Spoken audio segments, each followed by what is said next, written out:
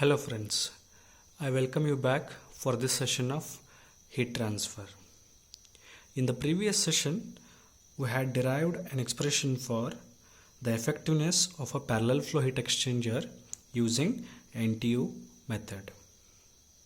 Now today, in the same manner, we shall continue our discussion in deriving again an expression for effectiveness of a counter flow heat exchanger by using NTU method.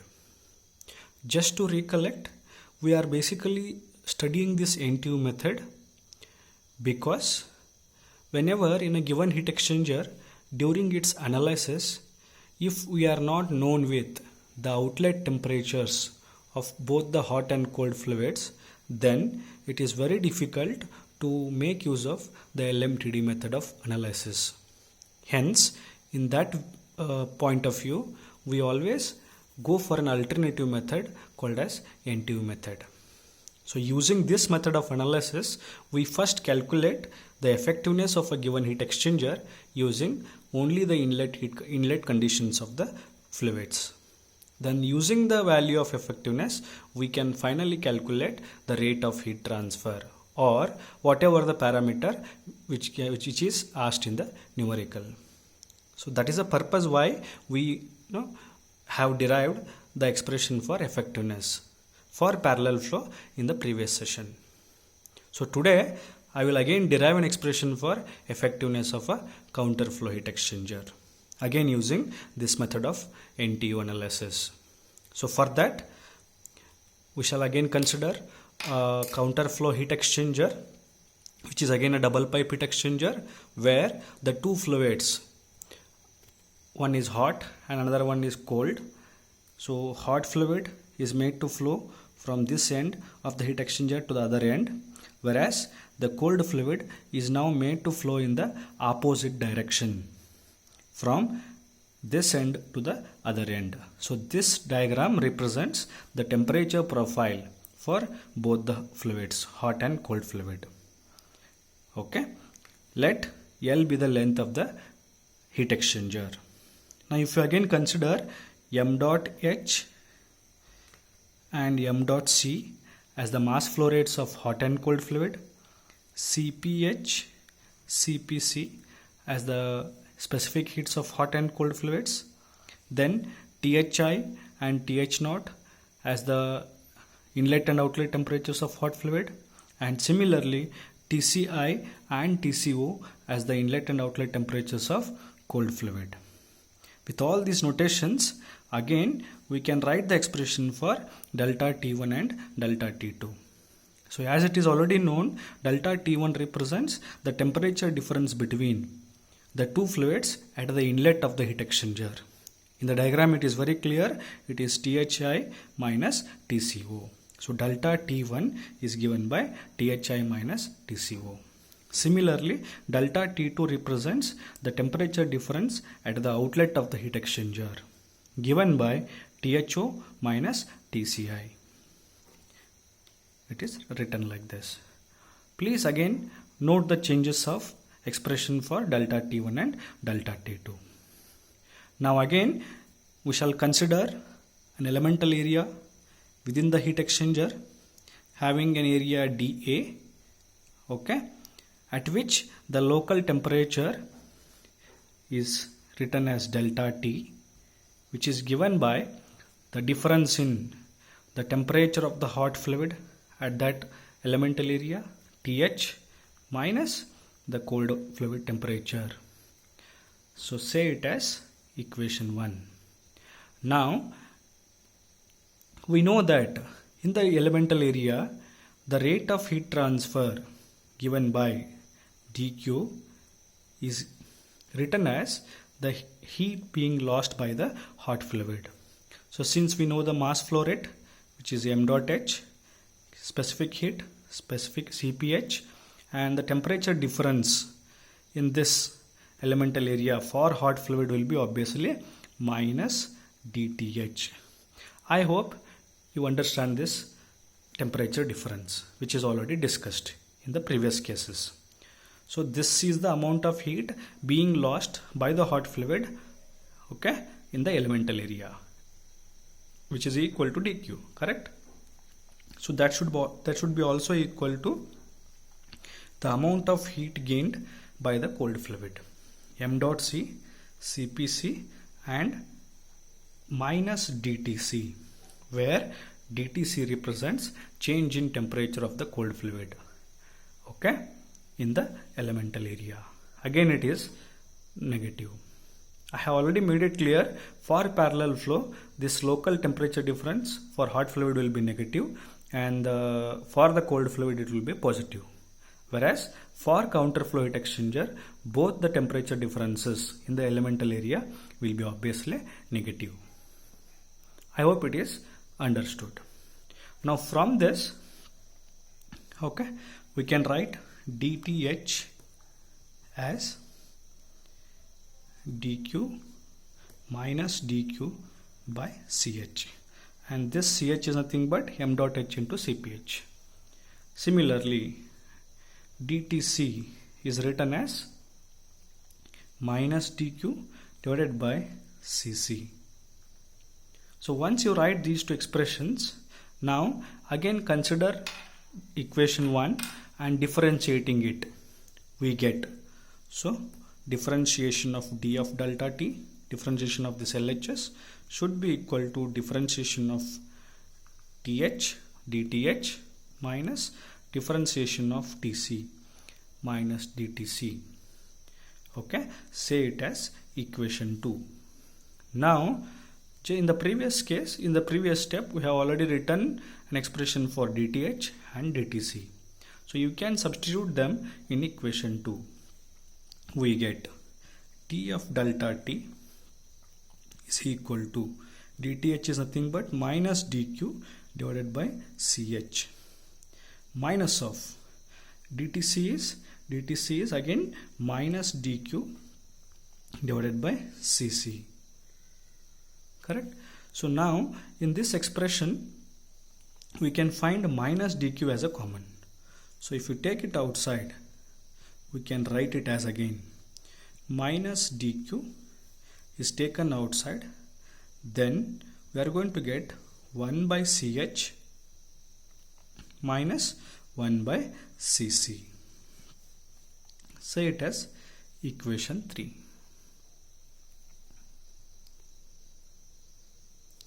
Okay, now once we get this equation, again we can now replace for dq with a standard relation given by minus, I will write it as it is. So dq is also given by u, where u is the overall heat transfer coefficient, then dA is the elemental area multiplied by the local temperature difference delta T. Okay, so this dq is given by uda delta T. Then remaining terms I will simply write it as it is, 1 by ch minus 1 by cc. Now you can bring this delta t to the other side and we can rewrite it as d of delta t divided by delta t, okay, is equal to minus u into dA, okay, into 1 by ch minus 1 by cc. Fine, say it as equation 4. Now we shall integrate this equation throughout with the necessary limits we get. So I will integrate it as usual again to the limits from delta t1 to delta t2 on the LHS, and here integration of delta dA from 0 to a. So integration of dx by x is x ln x, so we are going to get ln of delta t to the limits delta t1 to delta t2. That should be equal to minus u into a to the limits 0 to a, that multiplied by 1 by ch minus 1 by cc. So when you apply the limits, finally we can rewrite it as ln of delta t2 by delta t1 after applying the limits here, then that should be equal to minus u into a into 1 by Ch minus 1 by Cc. We can write like this. Again, please note this equation. Say it as equation 5. It is in the form. Ln x is equal to y. So here x is delta t2 by delta t1 and y is this minus ua into this bracket. So this whole term I will make it as, consider it as y, and this bracket as x. So it is in the form ln x equal to y, which can be further written as e raised to y is equal to x. Okay, so in that perspective, the above equation becomes delta t2 divided by delta t1 on the LHS. That should be equal to e raised to minus u into a 1 by ch minus 1 by cc. Okay, we will get like this. Now again, as we have already seen, we can now substitute for delta t2 and delta t1 expressions, which we have already written in the temperature profile diagram. Okay, so delta t2 is nothing but it is Tho minus Tci. That divided by delta t1 is Thi minus Tco. That should be equal to e raised to minus ua. Now I will take 1 by ch as common from this bracket.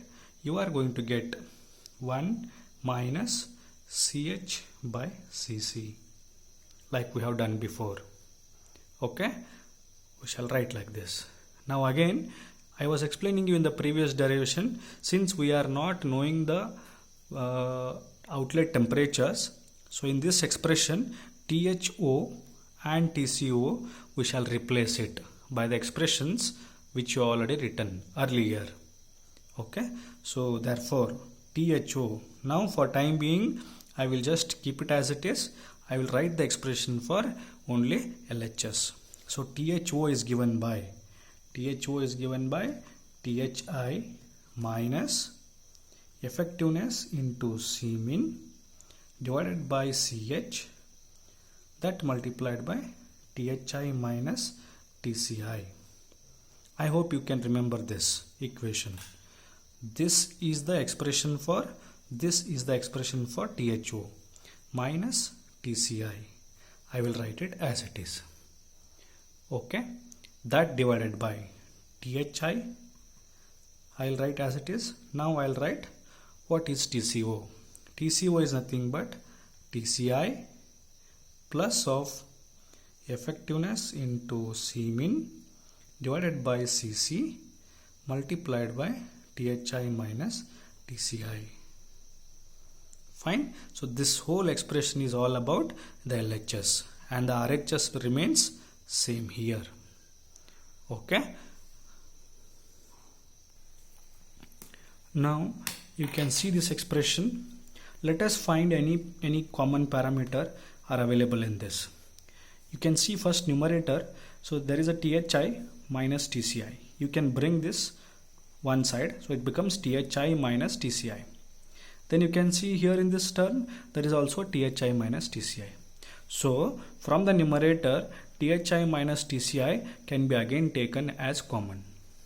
And similarly, if you look at the denominator, again there is Thi minus of Tci is one term or one group, and again here in the second term there is again Thi minus Tci. So again in the denominator, Thi minus Tci is being found common. So what we can do in the next step is, we shall take the Thi minus Tci as common from both the numerator as well as denominator. So we get, let me write that expression. So as I have mentioned, I will be taking Thi minus Tci. I will take it common from the numerator. Then you are going to get 1 minus effectiveness into Cmin divided by Ch. We are going to get it on the numerator. Okay, divided by, here again when you take it, you are going to get THI minus TCI is also taken common from the denominator. So you are again going to get 1 okay, minus effectiveness into C min divided by CC. Correct? So this is what we get once you take the terms common. So this should be equal to, what is the RHS? It is e raised to minus UA divided by CH is equal to 1 minus CH by CC. This is what we are writing. Now you can see that this THI minus TCI and THI minus TCI will get cancelled. Okay. Now if we suppose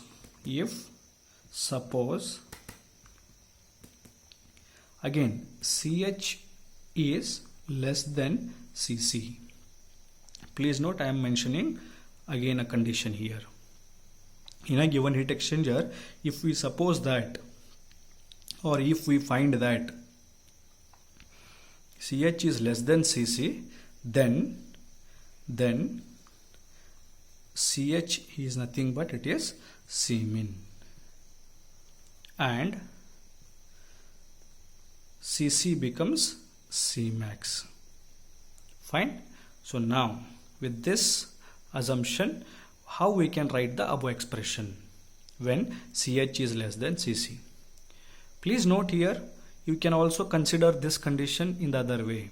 You can take it as CC being less than CH. In that case, your CC becomes C min and CH becomes C max. So in the derivation, whichever you feel convenient, that you can take, you can assume and accordingly write. But whatever term you are considering here less, that should be taken as common in the previous expression over the exponential form.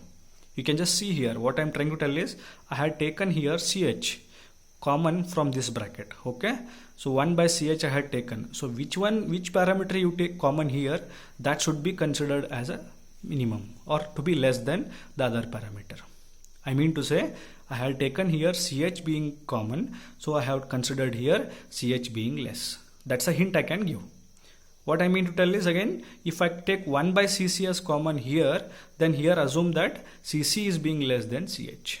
So this way you need to consider so that your further simplification can be done in the derivation. Okay, now let us move ahead. So once we can see that CH is C min and CC is C max, let us substitute them in the above equation. It becomes, so I'll write the LHS 1 minus effectiveness. Now I'll write C min divided by, I have CH here. What is CH? CH is C min. So I'll write it as C min. That divided by 1 minus effectiveness, again C min. Then what is CC? CC is C max. So it is C max. So that should be equal to e raised to minus U A divided by, what is CH? CH is C min. So I'll write it as C min multiplied by 1 minus CH is C min divided by CC is C max. This is what we can write. Okay. Now here you can see C min will get cancelled, and this C min by C max is nothing but it is capacity ratio written as capital C. Okay, so therefore this equation can be further written as 1 minus epsilon divided by 1 minus epsilon into C. So this C is nothing but C min by C max. So here C stands for capacity ratio. So that should be equal to e raised to, now what is this UA by C min? By definition we said we had introduced a term which is given by UA by C min, that is nothing but NTU.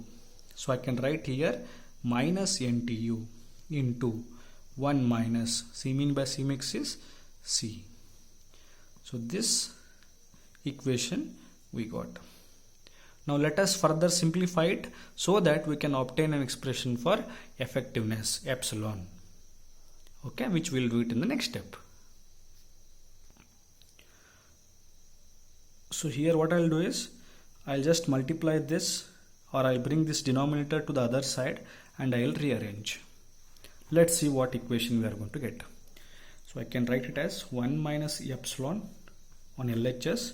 That should be equal to 1 minus epsilon into C multiplied by e raised to minus NTU into 1 minus C. Okay, let's simplify it further. So I'll rewrite it as 1 minus epsilon. So I'll multiply this into the bracket.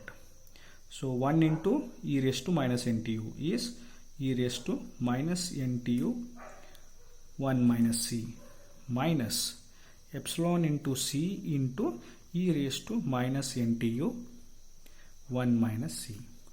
So what I did here in this step is I have just multiplied this exponential term into the bracket. So we can rewrite it like this. Now you see that the epsilon terms are here, correct? So since we are trying to derive an expression for epsilon, we shall bring the epsilon term one side. Okay, then we can further write it. So what I'll do is I'll bring this epsilon to this side. Okay, and this e raised to NTU is brought to the other side. So what I can write it is 1 minus, this is brought to the other side means it becomes minus NTU 1 minus C. That will be on the LHS. So that should be equal to, when this epsilon comes to this side, it becomes plus. So epsilon minus, I'll write this as it is, epsilon into C into e raised to minus NTU 1 minus C. Now you see here in this RHS, epsilon being common. So when you take epsilon common, you can write it as 1 minus C into e raised to minus NTU into 1 minus C. Correct? So this can be written like this. So that should be equal to 1 minus e raised to minus NTU 1 minus C. So thus, therefore, epsilon is given by, so this is brought to the other side, 1 minus e raised to minus NTU 1 minus C divided by 1 minus C into e raised to minus NTU 1 minus C. This is the expression for effectiveness of a counterflow heat exchanger. This will give us the expression for effectiveness for counterflow heat exchanger. Again, you can have a comparison between the derived equations for effectiveness for counter and the effectiveness for parallel flow heat exchanger. So the conclusion here is, whether you make use of LMTD method of analysis or the NTU method of analysis, we notice that practically the counter flow heat exchanger is always better than the parallel flow type of heat exchangers. In other words, we can say counter flow heat exchangers have more effectiveness and more rate of heat transfer than that of the parallel flow heat exchangers. On the other way, for the same heat to be dissipated between the two fluids, the area required for counterflow will always be less than that of the parallel flow heat exchanger. So with all these points in our mind, we can finally conclude that we always go for counterflow current kind of arrangement rather than making use of parallel flow arrangements. I hope this derivation is clear. In the examination, either of the two derivations will be asked pertaining to NTU method. And obviously, we can solve some good number of problems by using these two method of analysis. Okay, and we shall use these relations to solve the numericals. So in my next session, I'll be solving few numericals related to the NTU method of analysis. Thank you.